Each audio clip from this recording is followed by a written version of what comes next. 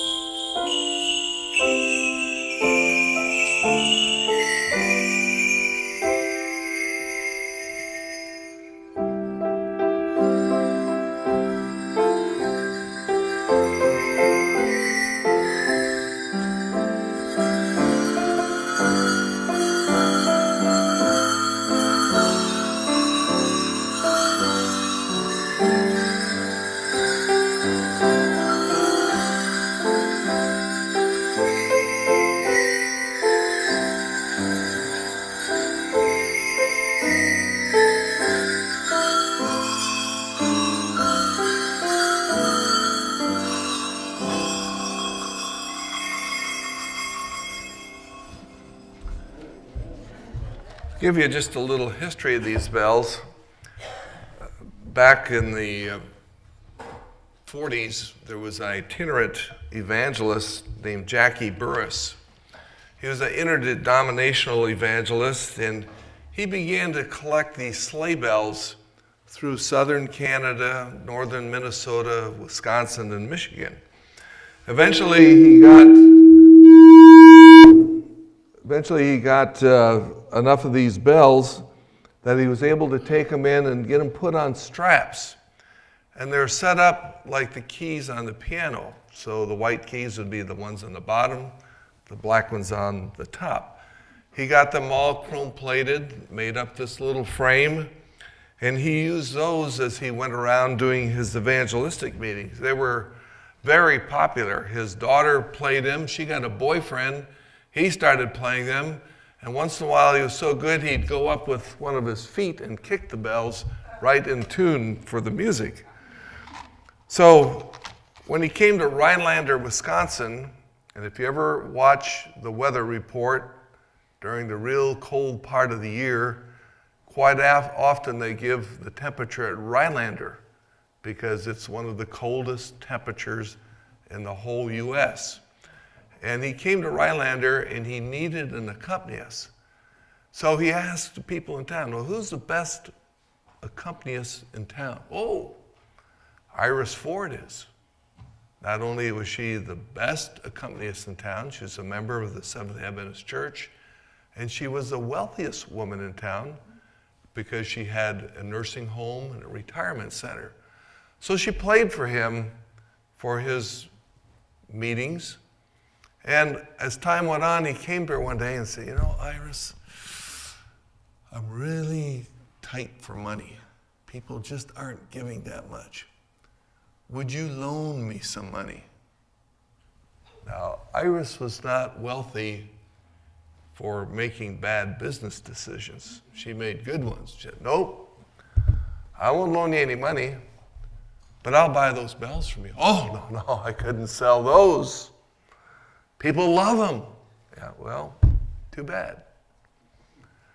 A little more than a week passed, and he came to her again and said,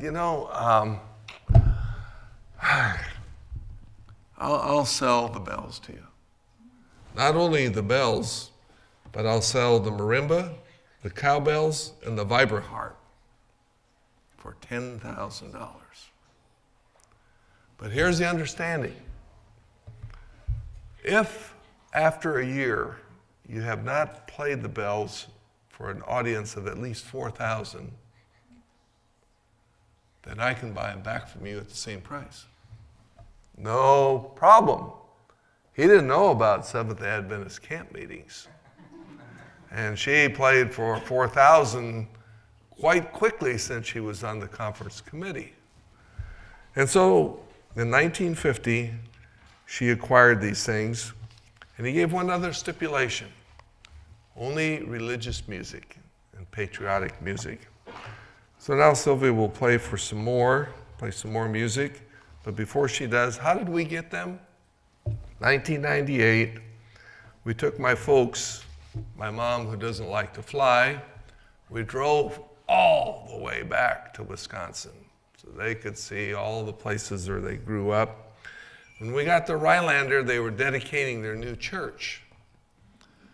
And so we sat through the service in the morning, and I looked around, and Iris Ford was still there. So I went up to her after church, told her who I was. Oh, she remembered our family because that's where we came into the Seventh-day Adventist Church. And I said, do you still have those sleigh bells? She said, I do.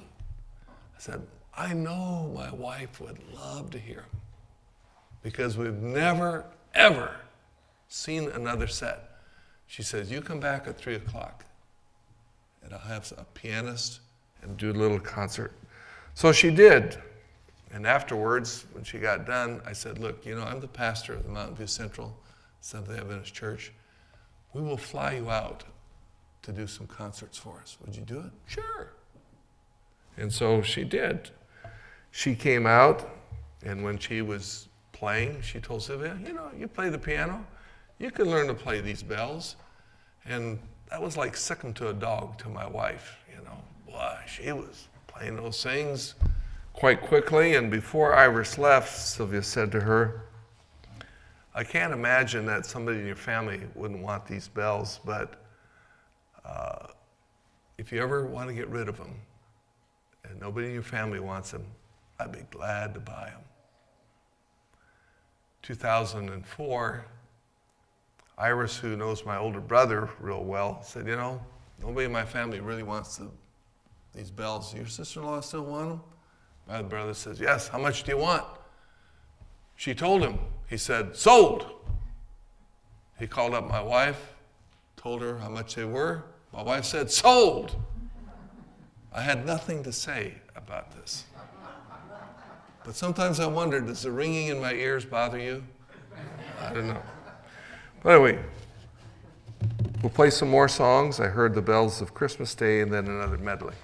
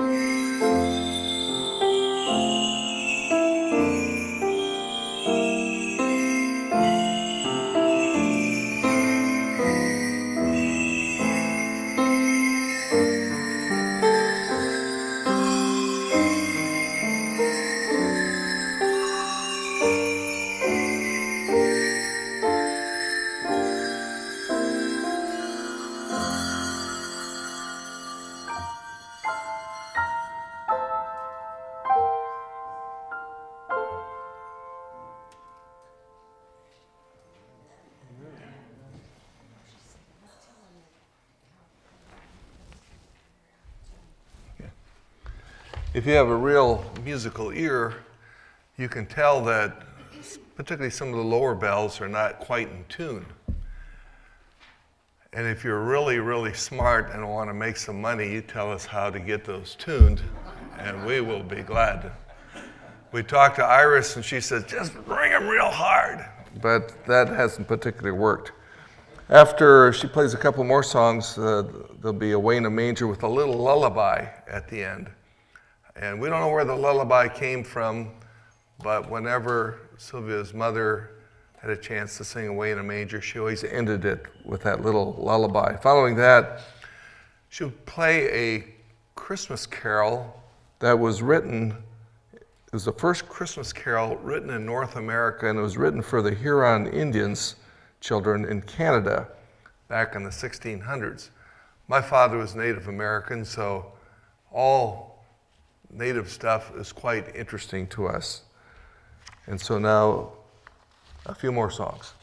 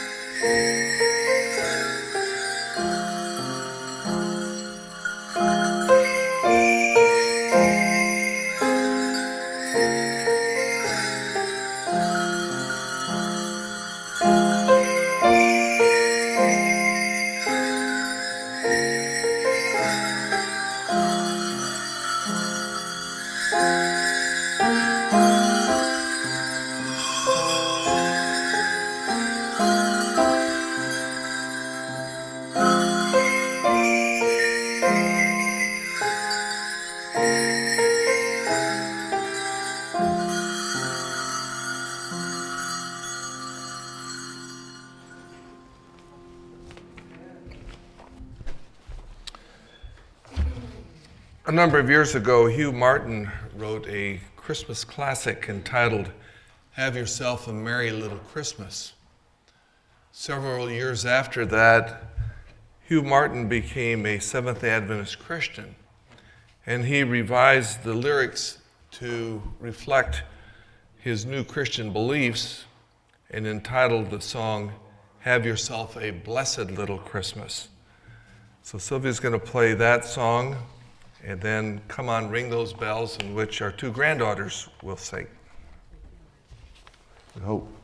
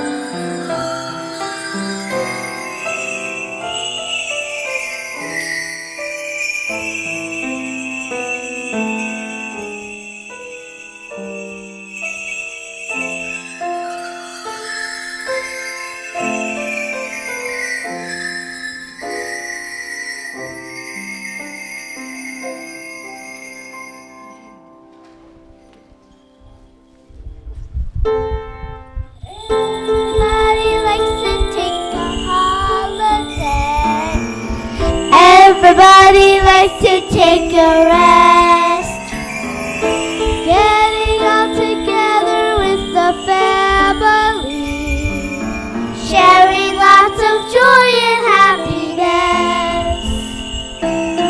Come on, ring those bells, light the Christmas tree. Jesus is our King, born for you and me.